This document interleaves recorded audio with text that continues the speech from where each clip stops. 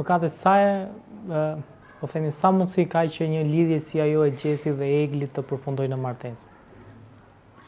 Unë e shoh pak të situash të vështirë lidhjen e tyre. A që ishte e vështirë ishte, se ne e pam gjatë gjithë spektaklit.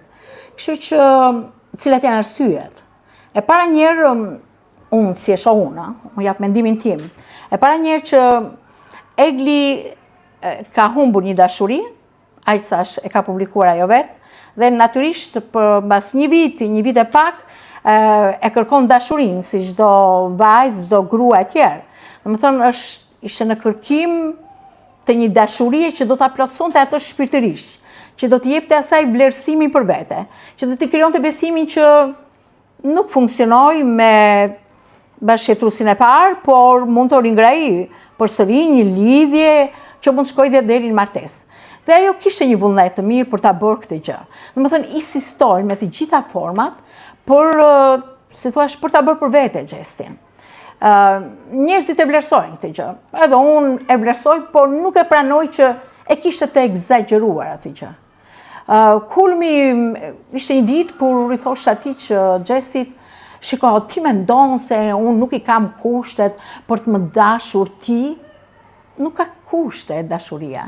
Nuk ka kushte lidhja martesore. Domethënë ti mund t'jesh e bia e mbretit, dhe ja që nuk shkon pikërisht me një princ të një familje tjetër mbretërore. Domethënë ajo dashuria dhe martesa nuk ka të bëjë me disa konture tuat, paraqitjen fizikte, shkallën e intelektit, kualifikimin, se thuash me sjelljet e tua, është një lloj kimie që natyrisht i përmbledh të gjitha këto elementet, po duhet të gjenden pikërisht ato pika takimi që të bëjnë që ta duash atë tjetrin. Domethënë nuk është një llogari matematike dashuria. Kështu që mënyra se si shprehej, Egli tregonte që dhe në jetën reale ka vajza të tilla, ashtu siç ka vëdim të tilla, që ti do jesh i imi. Pik. Unë po bëj këtë për ty. Unë po të mbroj me çdo kusht ty. Unë po sakrifikoj për ty. Unë po si thua gjithçka e kam vënë në shërbimin tënd. Jo. Gjërat duhet vinë natyrshëm. Sepse ti mund bësh gjithçka për njëri dhe nuk e merr atë dashuri.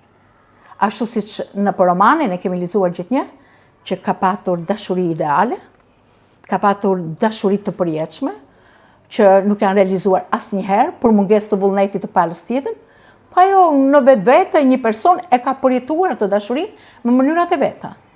Kurse Gjesi nga në vetë, unë atë e quaj, si thuash, lojtari i rëndësishëm të gjithë të Big Brotheri.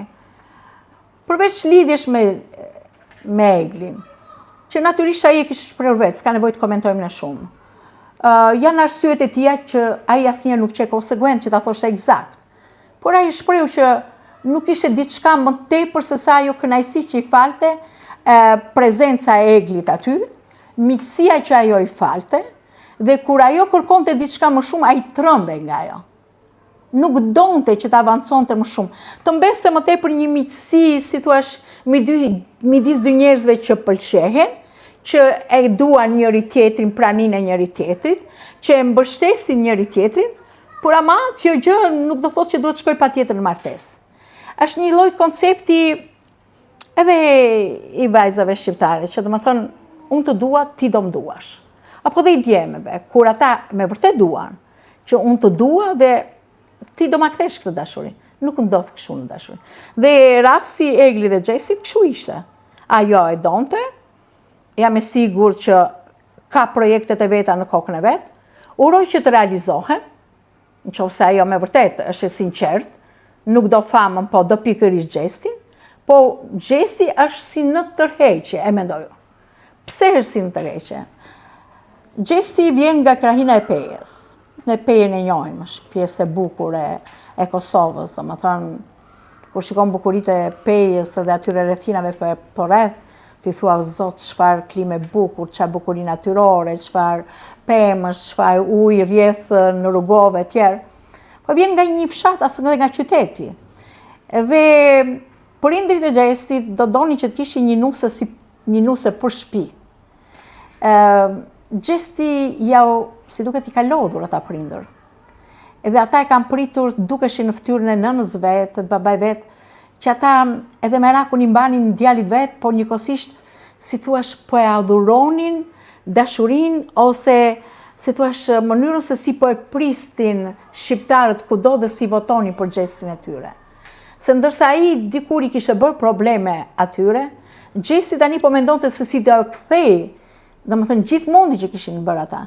Kështu që edhe në drejtim të Eglit, unë mendoj që ai dhe këtë gjë e ka menduar, të marrë një nuse që do t'i pëlqej shumë mami dhe babit vet, vëllait vet, motrës vet, xhaxhait, hallës, tezës e çfarë ka ai në farefis. Egli paraqet problem, sepse Egli është shkolluar shumë mirë, është artikuluar, Gjesti nuk e ka atë shkallë kualifikimi, atë shkallë kulture, njohurishe e tjerë. Egli e mësoi shumë në këtë drejtim, sa dhe kur kishte të drejtën me vete, Gjesti thoshte 2 fjalë, u kry çdo sen, bëra kulaçin, iku dhe ky e tjerë, po nuk dinte ti argumentonte gjërat.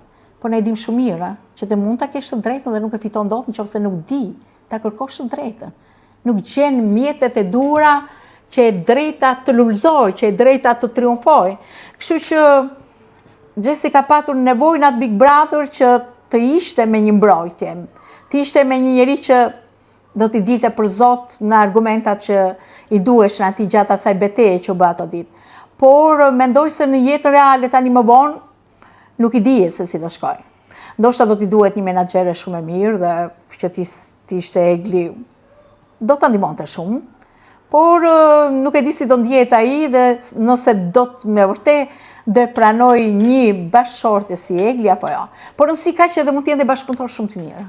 Nuk e di nëse e keni parë të fragmentin teksa u mbyll finale Big Brotherit ku Egli shkon takon prindrit e Gjestit. Është komentuar shumë në rrjete që ishte një moment shumë I ftohtë I nënës Gjestit me Eglin. Pra një lloj përqafimi jo me I ngrohtë, një lloj ku diun. Unë me këto që thash, kam parasysh pikërisht dhe reagimet e asaj dite.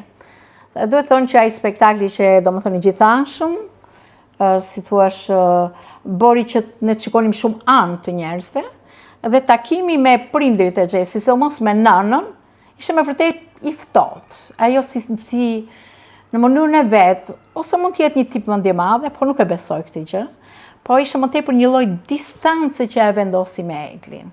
Domethënë prit, më lër kohë dhe mua, lëri kohë djalit tim Gjesti, na lër kohë dhe neve, mos u reklamo kaq shumë, të shohim, se aty ishte bronte dhe ndoshta ishit të detyruar të kishin atë lloj lidhje. Po ndoshta kur ti del jashtë, ke shumë njerëz, ke detyrime, Gjesti do punoj, do siguroj të ardhurar për të mbajtur veten. Ndoshta do të ketë dhe një shtëpi të vetën, duhet të menaxhoj jo vetëm karrierën e vet, po tani duhet menaxhoj dhe lidhjen nëse do ta ketë në krah të vet Eglin. Pra janë shumë detyra, prandaj mos u nxit to.